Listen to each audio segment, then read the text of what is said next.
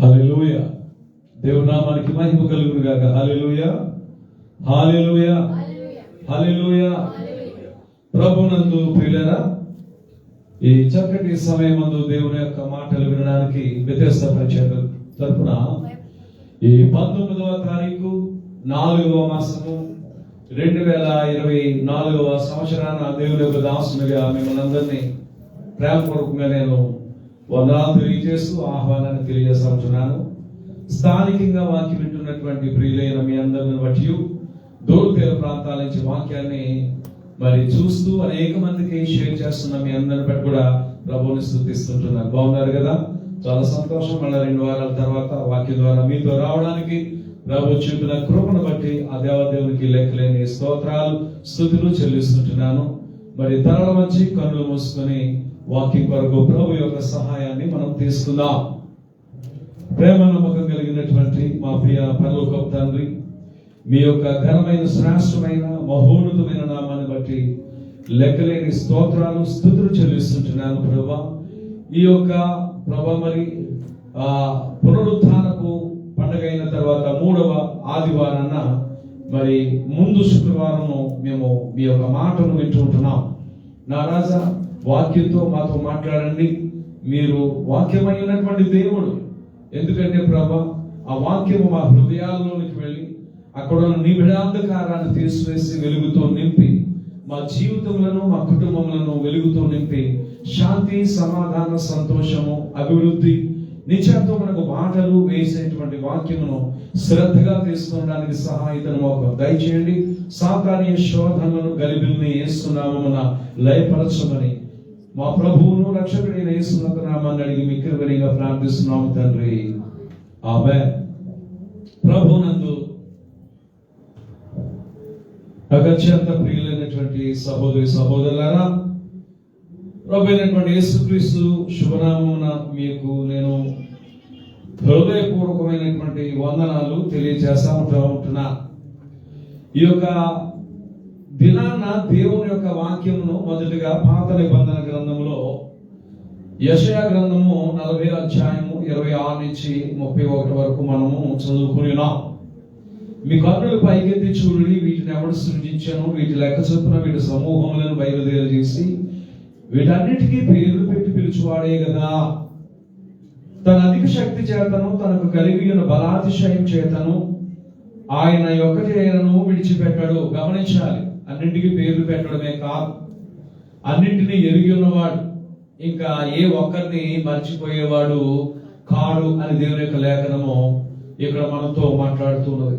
యాకోబు, నా మార్గము యెహోవాకు మరుగై ఉన్నది, నా న్యాయం నా దేవుని దృష్టికి కనబడలేదు అని నీ వేళ అనుచున్నావు. ఇశ్రాయేలు, నీ వేళ ఇలాగూ చెప్పుచున్నావు. యాకోబు, హల్లెలూయా. యాకోబు అన్నప్పుడు యాకోబు ఒక్కడికే కాదు, యాకోబు సంతానం అంతటికే. ఇశ్రాయేలు అన్నప్పుడు ఇశ్రాయేలు ఒక్కడికే కాదు, కానీ ఇశ్రాయేలు సంతానము అందరికీ. ఆ యాకోబు ఇశ్రాయేలు సంతానమే కాదు, కానీ విశ్వాసమును బట్టి అబ్రహాము ద్వారా క్రీస్తుకు మనం పిల్లలమై ఉన్నాము. క్రీస్తును బట్టి మనం దేవునికి పిల్లలమై ఉన్నాము కనుక ఈ వాక్యము మన అందరితోనూ మాట్లాడుతూ ఉంటున్నారు. ఆయన చెప్తున్నాడు, ఏమంటున్నాడు? యాకోబు అనుకుంటున్నాడట, నా మార్గం యెహోవాకు మరుగైపోయింది, నా న్యాయమేమో నా దేవుని దృష్టికి కనపడలేదు అని అనుకుంటున్నాడట. నువ్వు ఎందుకు అలా చెప్తున్నావు అంటున్నాడు. ఇప్పుడు ఆ మార్గము ఆ న్యాయము ఎవరికి తెలుస్తున్నదని ఇక్కడ మనకు తెలిసిపోయింది. ఇప్పుడు దేవునికి తెలిసే ఉన్నదని. ఆయనకి ఏదైనా తెలియకుండా మరుగై ఉన్నది ఏదైనా ఉన్నదంటారా? ఏ మనుషుడు గాని, స్త్రీ గాని, పురుషుడు గాని, అవనసుడు గాని, అవనసురాలు గాని, వృద్ధులు గాని, చిన్నపిల్లలు గాని, లేక ఆయన సృష్టించినటువంటి సృష్టములలో గాని అనంత విశ్వములో ఏది కూడా ఆయనకి మరుగై ఉన్నది లేదు. సముద్రంలో కావచ్చు, మహాజలములలో కావచ్చు, భూమి క్రింద కావచ్చు, లేక భూమి చుట్టూ కావచ్చు, ఎక్కడైనాను సరే, ఏదైనాను సరే ఆయనకు మరుగై ఉన్నది ఏది లేదు. ఒక పురుషుడు కానీ స్త్రీ కానీ అనుకోవచ్చు, మరుగై ఉన్నదేమో దేవుడి కానీ. మరుగై ఉన్నది అంటారు ఏదైనాను? ఎక్కడ ఏది మరుగై ఉన్నదండి. దేవుని యొక్క దృష్టికి చాలా స్పష్టంగా కనపడుతుంది. ఎయిర్పోర్ట్ లో మనం లగేజ్ పెట్టుకొని వెళ్తాం. ఎన్నెన్నో చిత్రాలు చేస్తారు. జోడులో పెడతారు, చెప్పుల్లో పెడతారు, సూట్ కేస్ కాడల్లో పెడతారు, చక్రాల్లో పెడతారు, వీటిల్లో పెడతారు, వాటిల్లో పెడతారు, ఏవేవో పెడతారు, అవి పెడతారు, ఇవి పెడతారు, కడుపుల్లో పెడతారు, గొంతుల్లో పెడతారు, పెట్టరా చోట్లలో పెడతా ఉంటుంటారు. కానీ ప్రభునందు పిల్లలు ఎయిర్పోర్ట్ లో ఉన్నటువంటి ఒక యంత్రం ఏం చేస్తుంటది? వీడు ఇక్కడ ఎట్టాడు, ఇది ఈమె ఇక్కడ ఎట్టింది అని చెప్తుంటుంటుందా లేదా? చెప్తాయా లేదండి? అప్పుడు పక్క తీసుకుని వెళ్ళి మర్యాద కొక్కుతావా మమ్మల్ని కక్కించమంట అంటామంట. మనం కక్కితే పర్లేదు, లేనట్లయితే వాళ్ళకి కక్కింటారు కదండి వివిధ రకాల ట్రీట్మెంట్స్ ఇచ్చి. అంటే ఎక్స్రేకే మరుగు చేయలేనటువంటి మనము ఎంఆర్ఐ స్కాన్ కి, సిటీ స్కాన్లకి మనం ఏమీ మరుగు చేయలేదు. మనం సృజించిన దేవునికి మస్క పుట్టేయాలని తెగ ఆరాట పడిపోతూ ఉంటుంటాం. ఆయన కనపడదు అనుకుంటాం. ఆయన కనపడకుండా ఉంటుందా? ఆయన చూడకుండా ఉంటాడా? మరి ఎందుకు కోపించట్లేదు? మరి ఎందుకు కొట్టట్లేదు? చెప్పండి. సమయం ఇస్తున్నాడు. ఎందుకో తెలుసా? నువ్వు మారు మనసు పొందాలి అని. నువ్వు మారు మనసు పొందాలని ఎదురు చూస్తా ఉన్నాడు. యాకోబు అనుకుంటున్నాడట, నన్ను చూడట్లేదు, నా మార్గం ఆయనకు తెలియదని. కానీ దేవుడే చెప్తున్నాడు, ఎందుకు అనుకుంటున్నావు ఇలాగా? చూడనోడైతే మా మధులు చెప్పడు కదా.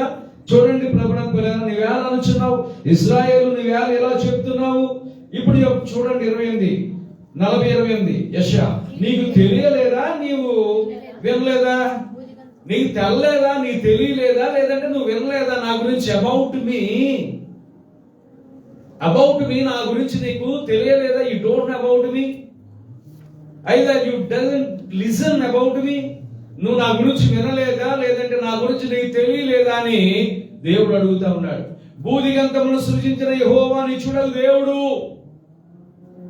ఏం సృజించాడు ఆయన?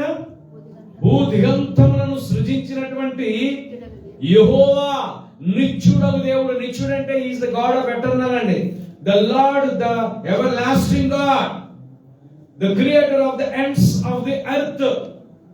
నిత్యుడగు దేవుడు, సమస్తమును సృజించిన వాడని దేవుడి యొక్క వాక్యము సెలవుపడుతుంది. నిత్యుడు, నువ్వు ఆరాధిస్తున్నటువంటి దేవుడు ఎవర్ లాస్టింగ్ గాడ్, నిత్యుడగు దేవుడు. ఓ పాలు కనపడినవాడు కాదు. ఓ 9 రోజులు మనం ఏదో చేసిన తర్వాత ఎక్కడో దగ్గర పారేసే దేవుడు కాదు.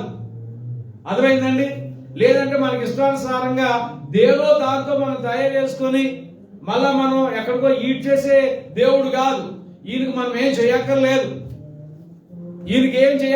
నైవేద్యాలు కానీ అవి కానీ ఇవి కానీ ఏం పెట్టాల్సిన పని లేదు. పూజ పునస్కారాలు చేయక్కర్లేదు. ధూప ద్రవ్యాలు దేదీప్యంగా వెలిగించాల్సిన పని లేదు. కేవలం ఆయన ముందుకు వచ్చి మనము ఆ సభ్యతతో, లేదంటే ఏంటంటే గౌరవ వందనముతో తల వంచి చేతులు జోడించి మనము ఆరాధిస్తే చాలు. నిత్యుడగు దేవుడు, నిత్యము మనతో ఉంటానని అర్థం అన్నమాట. నిత్యము నీతో ఉన్నాడని అర్థం అన్నమాట.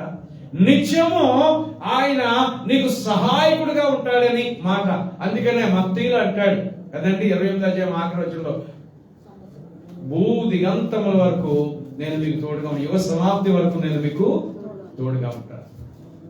ఎలా ఉంటాను? యుగ సమాప్తి వరకు నేను మీకు తోడుగా ఉంటాను. నిత్యుడవు దేవుడిగా నేను మీతో ఉంటానంటున్నాడు. నిత్యుడు. మన తండ్రి మనతో నిత్యం ఉన్నాడా? చెప్పండి. ఆడబిడ్డని వివాహం చేసి తండ్రి తల్లి ఏం చేస్తారు? అల్లుడికి అప్పగించి కన్నీటితో జాగ్రత్త బాబా మేము చూసుకొని వదిలేస్తారు.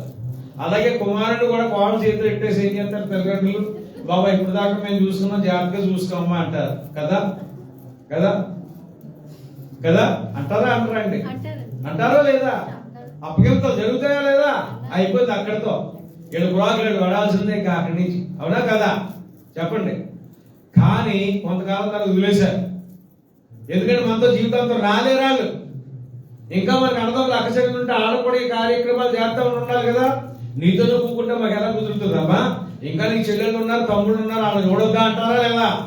చెప్పండి ప్రభునందు ప్రేరా. కానీ దేవుడు ఎప్పుడైనా అర్థమైందా? నాకు భారంగా ఉన్నారయ్యా, 850 కోట్ల మంది పెరిగిపోయారు ప్రజలు 264 దేశాల్లోనూ, మరి నాకు కష్టతరంగా ఉన్నది, మిమ్మల్ని అందరూ మీ అందరి ప్రార్థనలు వినడం, మీ అందరికి సహాయం చేయడం అని దేవుడు ఎప్పుడైనా మీతో మాట్లాడాడంటారు అలాగా?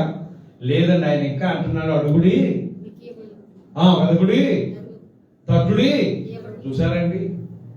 ఇదిగో ద్వారం దగ్గర వచ్చి తడుతున్నాను, తలుపు తడుచున్నాను, ఎవడైనా స్వరం విని తలుపు తీస్తే నేను అబ్బబ్బా మీ ఇంట్లోకి వచ్చేసి నేను మీతో ఉంటాను, మీరు నాతో ఉంటారు, మనందరం కలిసి భోజనం చేయొచ్చు, నా దయగలిగిన మాటలు మీరు వింటూ హాయిగా ఉండొచ్చని ఎవరైనా అంటున్నారా చెప్పండి? ప్రభునందుకు లేరా? కానీ దేవుడు అంటున్నాడండి, నిత్యుడకు తండ్రినయ్యా. అందుకని ఆయనకు నిత్యుడు, ఎటర్నల్ ఫాదర్ అని కూడా ఉంది ఆయనకు పేరు. Is not only everlasting father, ఈ ఆల్సో అర్థమైందండి ఎటర్నల్ ఫాదర్, ఎవర్లాస్టింగ్ ఫాదర్ అని మాట్లాడండి. ఆయన నిత్యుడకు తండ్రిగా ఉన్నాడు, సమాధానకర్తగా ఉన్నాడు, బలవంతుడిగా ఉన్నాడు కదా. ఇన్ని గొప్ప గుణాలు కలిగినటువంటి దేవుడుగా ఆయన ఉన్నాడు. యాకోబు సింపుల్ గా అనుకుంటున్నాడు, నన్ను మర్చిపోయాడేమో నా దేవుడు, నా మార్గం ఆయనకు తెలియట్లేదేమో అని అనుకుంటున్నాడు. ఒకవేళ యాకోబు స్థానంలో సహోదరుడా నీవు ఉన్నావేమో, యాకోబు యొక్క స్థానంలో సహోదరి నీవు ఉన్నావేమో. నన్నెందుకు దేవుడు జ్ఞాపకం చేసుకోవట్లేదు, నా దేవుడు నాకెందుకు ఈ కార్యం చేయట్లేదు, దేవుడు ఎందుకు నన్ను దర్శించట్లేదు, దేవుడు ఎందుకు నన్ను సహాయం చేయట్లేదు అని నీవు అనుకుంటున్నావేమో. అసలు అనుకుంటున్నావో లేదో నాకు తెలియదు కదా. మీరు అనుకోవాలంటే ఆయనతో సహవాసంలో మీరు ఉండాలి. ఉన్నప్పుడే ఆధ్యాత్మికమైనటువంటి ప్రశ్నలు మీ యొక్క జీవితంలో ఉత్పన్నమవుతాయి. మీరు దేవుని యొక్క సహవాసంలో లేనప్పుడు ఇలాంటి ప్రశ్నలు మీకు రావు, ఎందుకంటే బైబిల్ చదవలేం కనుక. మనం సహవాసంలో ఉండి ప్రార్థనలో ఉండి వాక్యం చదువుతా ఉన్నప్పుడు అప్పుడు దేవుని మనం ప్రశ్నించగలుగుతాం. నేనేమై ఉన్నానో ప్రభా నీ చిత్తము, నువ్వేమై ఉన్నావో ప్రభా అది నీ చిత్తమే. నేను నీ కుమారుడును నీ కుమార్తెను, ఈ విషయంలో నన్ను ఎందుకు జ్ఞాపకం చేసుకోవట్లేదు, ఈ విషయంలో నన్ను ఎందుకు దర్శించట్లేదు, ఈ విషయంలో నన్ను ఎందుకు లేవనెత్తట్లేదు, ఈ విషయంలో నాకు ఎందుకు సహాయకుడిగా లేవు అని మనం అడగగలుగుతాం. మరి సహవాసం లేకపోతే, ప్రార్థనా జీవితం లేకపోతే, దేవుడితో మనం లేకపోతే, మనతో దేవుడు లేకపోతే ఈ ప్రశ్నలు మనం వేయలేం కదా. అయితే యాకోబు అడుగుతున్నాడు, కానీ యాకోబుతో దేవుడు సమాధానం చెప్తా ఉన్నాడు. ఏమని చెప్తున్నాడంటే, భూదిగంతమును సృజించిన యెహోవా నీచుడగు దేవుడు, ఆయన సమస్యలుడు అలయడు, ఆయన జ్ఞానమును శోధించుట అసాధ్యము. ఆయన జ్ఞానాన్ని శోధించుట అసాధ్యము. ఎందుకు మూస్తాడో ఎందుకు తెలుస్తాడో ఆయనకే తెలుసు. ఆయన బిగబట్టినప్పుడు ఎవరు కూడా తెరవలేరు, ఆయన తెరిచినప్పుడు ఎవరు కూడా బిగబట్టలేరు. ఆయన చేతే కాదండి, దిక్కులకు కూడా ఆజ్ఞాపిస్తాడట. 10 దిక్కులకు కూడా, ఏ దిక్కు కూడా నా కుమారుడు నా కుమార్తె విషయంలో నువ్వేం చేయొద్దు తెలుసా, బిగబట్టవద్దు. ఆశీర్వాదాలు క్రమరించు, దీవెనలు క్రమరించు, ఋతువులు వాటి ప్రకారంగా వర్షాలు వారి మీద పడాలి, ఆశీర్వాదాలు వారికి రావాలి. కనుక దేనిని ఎవరిని బిగబట్టవద్దని దేవుడు ఏం చేస్తాడంటే ఆజ్ఞాపిస్తాడట. ఇంకా మనకు బిడ్డలు కలగలేదంటే మన యొక్క గర్భంలో బిగబట్టాయి అంతే. ఏం చేసేయండి, మన గర్భంలో ఏం చేసేయండి, బిగబట్టాయి. బిగబట్టవద్దు అని దేవుని నామాన మనము ప్రార్థన చేయాలి. మన పొట్ట మీద చెయ్యి వేసుకుని ఏం చేయాలండి, యేసు నామాన్ని నేను చెప్తున్నాను, బిగబట్టవద్దు. ఓ అనారోగ్యమో బిగబట్టవద్దు, ఓ పరిస్థితులలో బిగబట్టవద్దు. అది ఏ పరిస్థితి అయినా సరే యేసు నామమున బిగబట్టవద్దు అని మనం ఏం చేయాలంటే ఆజ్ఞాపించి కన్నీటి ప్రార్థనను మనము చేయాలి. ఎక్కడో స్తంభము దగ్గర కూర్చున్నది హన్న ప్రార్థన చేస్తూ ఉన్నది, ఓ ఇశ్రాయేలీయుల దేవుడు అయిన యెహోవా, మా పితరుల దేవుడు అయినటువంటి యెహోవా, బిగబట్టవద్దని నేను ప్రార్థిస్తున్నాను అన్నాడు అని ప్రార్థన చేస్తుంది హన్న. మరుసటి సంవత్సరానికి ఏమైందో తెలుసా అండి, కార్యము జరిగింది. మన జీవితాల్లో కూడా దేవుడు చేయనై ఉన్నాడు. ఆయన బిగబట్టవద్దని ఆజ్ఞాపించేవాడిగా ఉన్నాడు. అందుకని ఆయన జ్ఞానాన్ని పరిశోధించకూడదు. మనము ఆయన జ్ఞానాన్ని బట్టి మనం వందనాలు చెల్లించాలి. ఇంకా మనం అడగాలి, ప్రభువా ఈ కార్యము ఆలస్యం చేసావంటే నీ జ్ఞానం ఏంటి ప్రభువా, నీ ఉద్దేశం ఏంటి ప్రభువా, నీ ప్రణాళిక ఏంటి ప్రభువా, ఎప్పుడు మీరు ఏమనై ఉన్నారు, నా హృదయాన్ని సంతోషపరచనై ఉన్నారు, ఎదురు చూస్తున్నాను మీ యొక్క బహుమానం కొరకు అన్నప్పుడు దేవుడు కనికరించేవాడిగా ఉన్నాడు. మన పక్షాన కన్నీళ్లు వచ్చేవాడిగా కూడా ఉన్నాడు. హల్లెలూయా. ఎలా ఉన్నాడండి, కనికరించేవాడిగా ఉన్నాడు, కన్నీళ్లు వచ్చేవాడిగా ఉన్నాడు, వాత్సల్యత చూపించేవాడిగా ఉన్నాడు. మనం అడుగు వాటి కంటే ఊహించు వాటి కంటే కూడా గొప్ప కార్యములను ఉద్దేశించేవాడిగా ఇష్టపడేవాడిగా ఉన్నాడు. యాకోబుతో మాట్లాడుతున్నాడు, ఆయన సోమశరుడయ్యా, ఆయన జ్ఞానమును శోధించడం అసాధ్యము, సోమశరుల వారికి బలమిచ్చేవాడు ఆయనే, శక్తిహీనులు బలాభివృద్ధి కలుగు చేయవాడు ఆయనే. సోమశరులు ఉన్నావేమో, శోధనలో ఉన్నావేమో, దుఃఖంలో ఉన్నావేమో, దేవుని సహాయం కొరకు ఎదురు చూస్తూ ఉన్నావేమో. ఆయన సమస్య లేవాడు కాదు. ఆయన జ్ఞానమును శోధించిన అసాధ్యం. ఇప్పుడు చెప్తున్నాడు, సమస్యలు ఉన్న వారికి సంపూర్ణంగా బలం ఇచ్చేవాడు ఎవడట? ప్రభు అండి. సమస్యలు ఉన్న వారికి, ఏ పరిస్థితులను బట్టి నువ్వు సమస్యలు ఉన్నావో, ఏ పరిస్థితులను బట్టి సమస్యలు ఉన్నావో, ఆర్థిక పరిస్థితుల్లో, అనారోగ్య పరిస్థితుల్లో, ఉద్యోగ పరిస్థితుల్లో, లేక వివాహ పరిస్థితుల్లో, లేక బిడ్డల మాట వెనకో, భార్య మాట వెనకో, భర్త మాట వెనకో, లేదంటే అత్తమామల మధ్య, తల్లిదండ్రుల మధ్య, అన్నదమ్ముల మధ్య, అక్క చెల్లెల మధ్య, స్నేహితుల మధ్య, పనివారి మధ్య, ఎక్కడ నువ్వు సమస్యలు ఉన్నావో, సమస్యలు ఉన్నటువంటి వారికట బలాన్ని ఇచ్చేవాడు ఆయనే. హల్లెలూయా.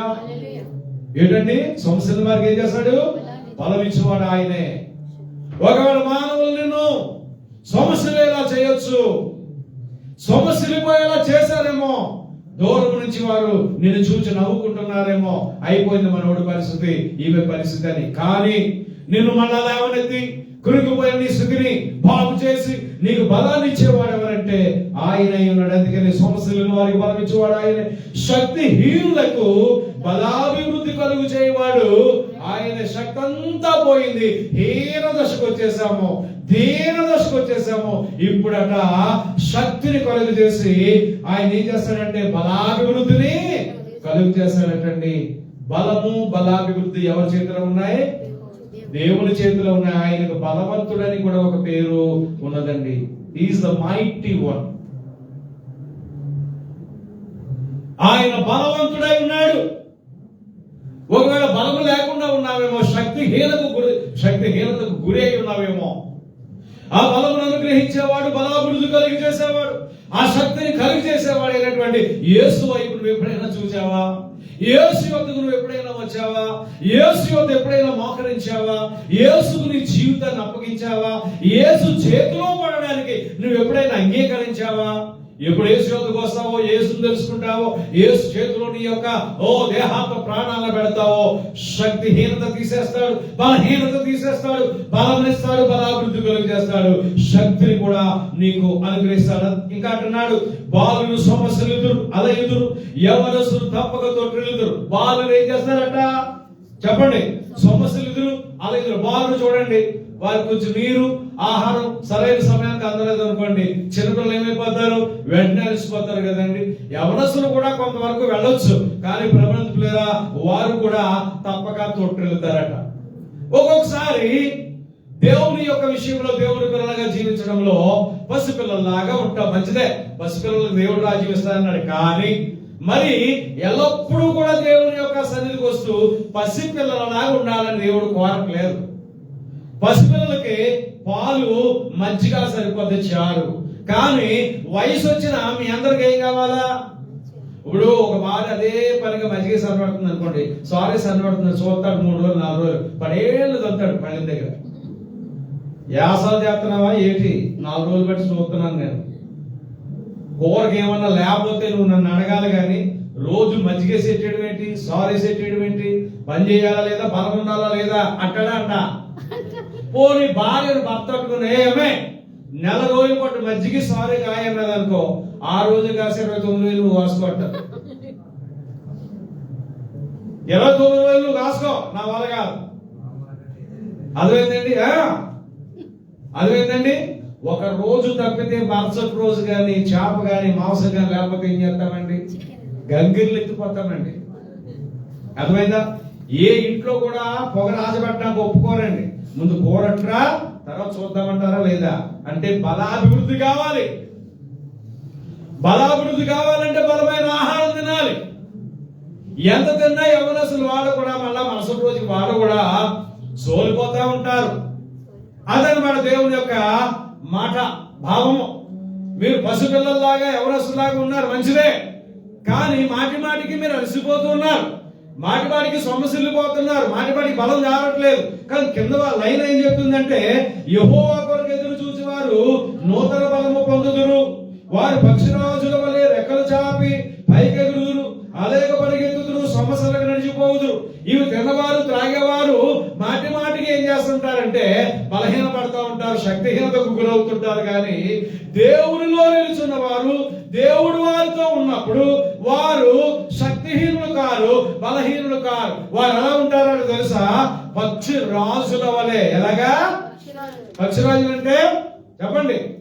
గ్రద్దలు. పక్షిరాజులు అంటే గ్రద్దలు చిన్న కళ్ళు ఉంటాయి, కొన్ని వేల మీటర్ల ఎత్తులో ఉంటుందండి. భూమి మీద ఉండేటువంటి ఒక చిన్న కోడి పిల్లను మరే స్పష్టంగా చూడగలుగుతుంది, కరెక్ట్ గా వచ్చి తీసుకెళ్ళగలుగుతుంది.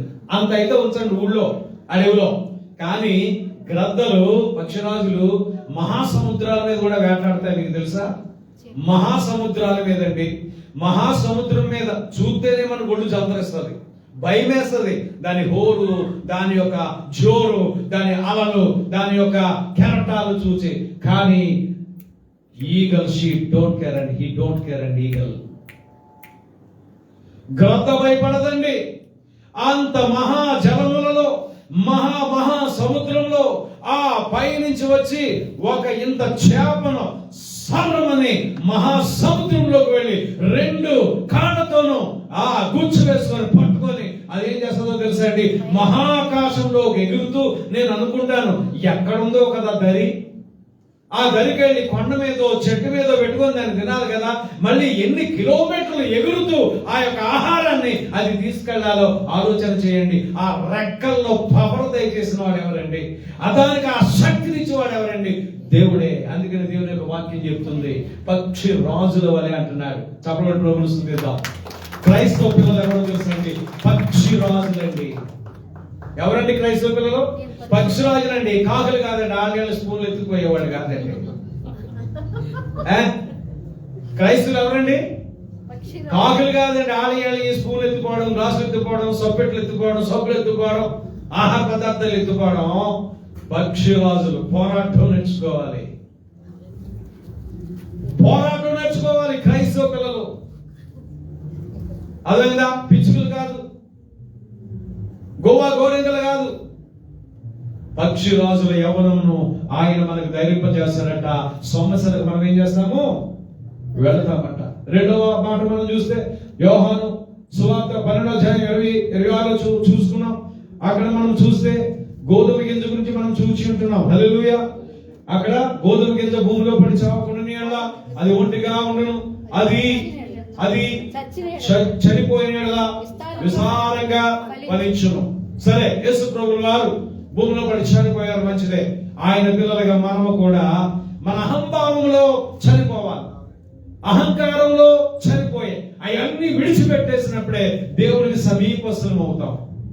ఎప్పుడైతే అహం చచ్చిపోయిందో, ఎప్పుడైతే అహంకారం చచ్చిపోయిందో, ఎప్పుడైతే గర్వం చచ్చిపోయిందో, ఎప్పుడైతే గీర్మానం చచ్చిపోయిందో, పొగలు చచ్చిపోయిందో, అప్పుడు దేవుడు ఏం చేస్తాడంటే, నువ్వు నా కుమారుడవు, నా కుమార్తెవు. ఫలించడము ఇక ప్రారంభం అవుతుంది. మనలో ఉన్నటువంటి వ్యర్థమైనటువంటి ఆ యొక్క కొమ్మలన్నింటినీ కూడా దేవుడు ఏం చేశాడంటే, తన యొక్క క్రమశిక్షణ అనేటువంటి కత్తెరతో తీసి పారేశాడు. యేసుక్రీస్తులో అంటుకట్టబడిపోయాం. ఇప్పుడు మనం ఏమయ్యామంటే యేసుక్రీస్తుకు పిల్లలం అయిపోయాం. ఇప్పుడు యేసుక్రీస్తులో ఉన్నటువంటి సారము, సత్తువ అంతా మనం ఏం చేస్తూ ఉంటామంటే పీల్చుకుంటా ఉంటుంటాం. ఇప్పుడు క్రీస్తుకు కలిగిన ధన్యతలన్నీ, క్రీస్తు కలిగినటువంటి ఫలాలన్నీ మనము కూడా ఫలించడము నేర్చుకుంటాం. కనుక రెండవదిగా మనం ఏం నేర్చుకోవాలంటే, మొదటిది బలము, బలాభివృద్ధి, శక్తి అన్ని ఆయన దయచేస్తాడు. రెండవది అంటున్నాడు, నీ యొక్క అహం చనిపోవాలా. యేసు ప్రభువు వారు చనిపోయి మహిమాన్వితుడిగా లేచాడు. మనము కూడా చనిపోవాలి. ఒకసారి బాప్తిస్మంలో చనిపోయాం. ఒకడు నీటి మూలంగా ఆత్మ మూలంగా జన్మిస్తేనే కానీ దేవుని రాజ్యానికి వారసుడు కాదు. నీటి మూలం అనబడినటువంటి బాప్తిస్మ మూలంగా మనం జన్మించాం. రెండవది ఏంటంటే ఆత్మ మూలంగా జన్మించాలి, అనగా పరిశుద్ధాత్మను పొందుకోవాలి. దేవుని వాక్యం చెప్తుంది 1:8 అపోస్తల కార్యాలు.